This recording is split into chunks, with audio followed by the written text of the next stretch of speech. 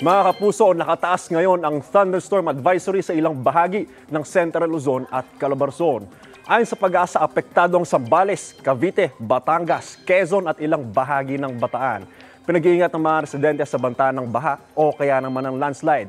Tatagal ang nasabing thunderstorm advisory hanggang 7:27 ngayong umaga. Asahan din ngayong umaga ang pag-ulan sa ilang panig ng extreme northern Luzon, kasama dyan ng Ilocos Region, Southern Luzon, Visayas at ang Mindanao. Base po yan sa rainfall forecast ng Metro Weather. Magpapatuloy yan at magiging malawakan sa ibang bahagi ng bansa pagsapit ng hapon.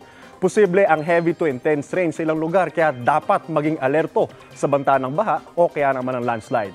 Uulan din ng Metro Manila ngayong araw. Ayon sa Pag-asa, hanging habagat ang nagpapaulan pa rin sa Southern Luzon, Visayas at Mindanao. Posible muli ang local thunderstorm sa ilang pampanig ng Luzon. Trough o ang extension naman ng low pressure area nakakaapekto ngayon sa Cagayan Valley Region at Cordillera. Posibleng maging bagyo ang nasabing LPA sa mga susunod na araw. Ako po si Anjo Pertiera at yan ang latest mula sa GMA Integrated News Weather Center. Maaasahan anuman ang panahon. Know the weather before you go para mag-safe lagi, mga kapuso. Mga kapuso, know the weather before you go at mag-subscribe na sa GMA Integrated News sa YouTube. Para sa mga kapuso natin sa abroad, bisitahin ang GMA Pinoy TV at www.gmanews.tv.